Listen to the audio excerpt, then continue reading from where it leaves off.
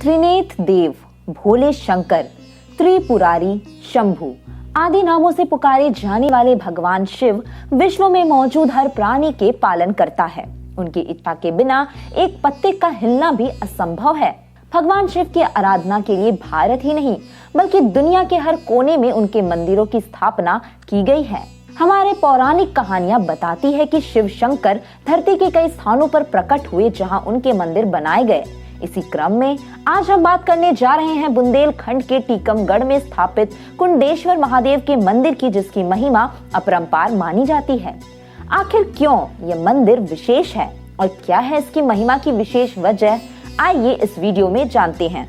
बुंदेलखंड के टीकमगढ़ में स्थापित कुंडेश्वर महामंदिर के आसपास रहने वाले लोगों द्वारा माना जाता है कि यह कुंडेश्वर महादेव का शिवलिंग कई सैकड़ों साल पहले धरती में से स्वयंभू रूप में प्रकट हुआ था, जिसके बाद से इस शिवलिंग की आस्था तथा विश्वास के साथ पूजा अर्चना की जाती है। यह मंदिर मध्य प्रदेश के टीकमगढ़ जिले के कुंडेश्वर गाँव में स्थित है।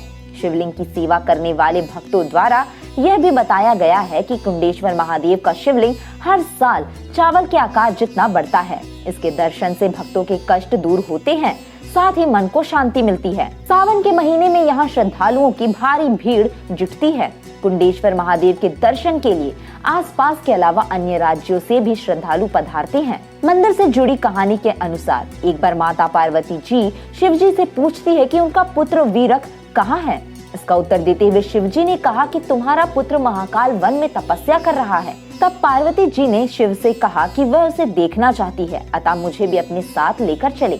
महादेव जी ने उनकी बात को स्वीकार किया और दोनों नंदी पर सवार होकर महाकाल वन के लिए निकल पड़ी। रास्ते में एक पर्वत पर नंदी जी पार्वती जी के भयभीत होने के कारण रुक गए।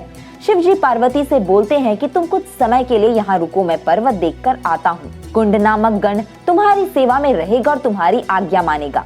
शिव जी को घूमते हुए 10 वर्ष बीत गए।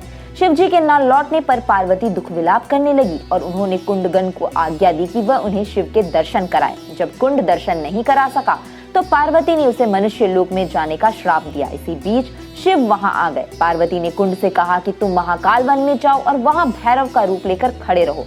वहां उत्तर दिशा में सभी मनोकामनाओं को पूर्ण करने वाला शिवलिंग है। तुम जाकर उसका पूजन करो तथा आज से शिवलिंग का नाम तुम्हारे नाम पर कुंडेश्वर विख्यात होगा। कुंड ने पार्वती की आज्ञा से महाकाल वन में शिवलिंग के दर्शन कर पूजन किया और अक्षय पद को प्राप्त किया। मान्यता है कि शिवलिंग के दर्शन मात्र से सभी तीर्थों की यात्रा का फल प्राप्त होता है। तो दोस्तों, आज की वीडियो में इतना ही। मिलते हैं भगवान शिव से जुड़ी किसी अन्य कहानी के साथ। जय महाकाल।